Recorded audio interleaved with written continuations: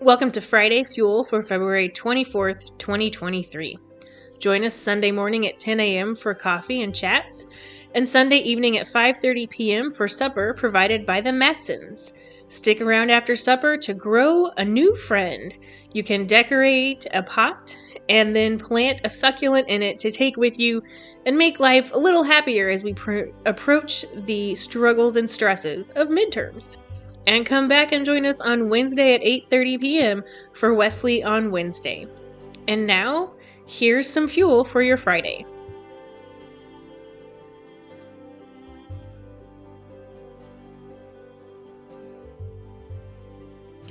Hello and welcome back. This week marked the beginning of the church season of Lent, which is 40 days plus Sundays before Easter. And so if you were here on Wednesday night, we had our Ash Wednesday service. You may have gone to an Ash Wednesday service somewhere else. But a lot of times, if we're not too familiar with the season of Lent, it seems kind of weird.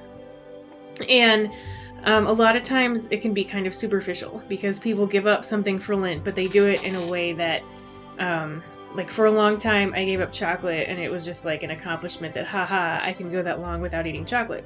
That's not the point of the season. And so as I was thinking about it earlier today, I was reminded of a book that I read probably 10 years ago. And it's called Give Up Something Bad for Lent. And I thought this is, sort of the essence of like, why do we do something during this season before Easter? Well, it's supposed to draw us closer to God. And, everything that we do, every practice that we develop and discipline that we partake in is supposed to be helping us understand more about God and who we are as God's children. And so during the season of Lent, we are more intentional about that than at other times of the year because we want to prepare ourselves for the feast of Easter. And historically, this was a time in the church when converts to Christianity were doing their final preparation for baptism, because baptism would usually take place on Easter during the Easter Vigil. And so it was a time to make sure that they were ready. And even if we're not going to be baptized on Easter, even if Easter is going to come and go like it did last year for us, it's still good to have a season of time where we think more intentionally about how we are growing closer to God and becoming more the people that God has called us to be. So I want to share with you a little bit from this book today. It's by James W. Moore, Give Up Something Bad for Lent. And he talks about how he used to always give up desserts or sweets or, soda or whatever for Lent. But one year it changed for him. He thought, why not give up something bad for Lent? And he has a biblical basis for it. So part of Jesus' Sermon on the Mount in Matthew 5, he is talking about what to do about those things in our lives that aren't good. And so it says, Matthew 5:29-30, if your right eye causes you to sin, tear it out and throw it away. It is better for you to lose one of your members than for your whole body to be thrown into hell. And if your right hand causes you to sin, cut it off and throw it away. It is better for you to lose one of your members than for your whole body to go into hell. Now, Moore points out that we usually consider that to be symbolic, that Jesus is not talking about actually cutting things off or gouging your eyes out. He says, Jesus means that anything that is destructive, anything that threatens to destroy us, and anything that seduces us to sin should be ruthlessly and radically cut out of our lives. Any part that threatens the existence of the whole must be eliminated before it contaminates and destroys. He goes on to say there are certain acts, certain attitudes, certain habits, certain sins that will contaminate, infect, and poison our souls. The only way we can be spiritually well, spiritually fit, and spiritually whole is to get rid of them, give them up, cut them out. Nothing less than radical surgery will do.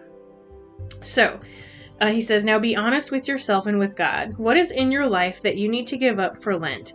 What bad thing in your life right now do you need to get rid of? And he lists several possibilities: bitterness, apathy, discouragement, and of course goes through each one of those separately throughout the book.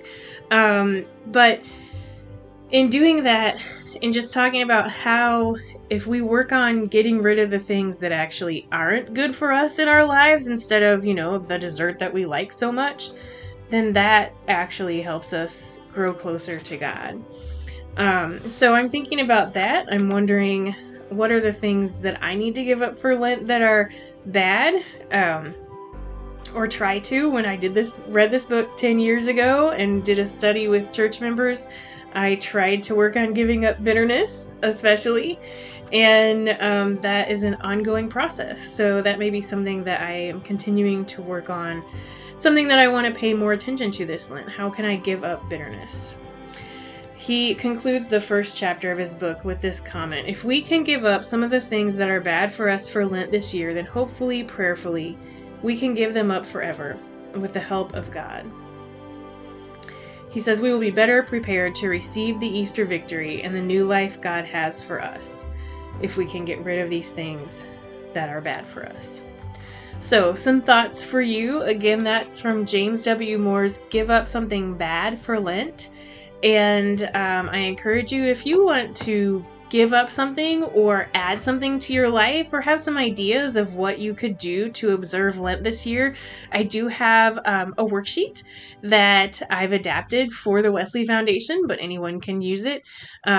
So just send me an email at Betsy, BETZY, at eiuwesley.org if you would like to get more information about what can you do for Lent this year. And I wish you a meaningful and Holy Lent. And I'll see you back here next Friday for another Friday Fuel. Bye.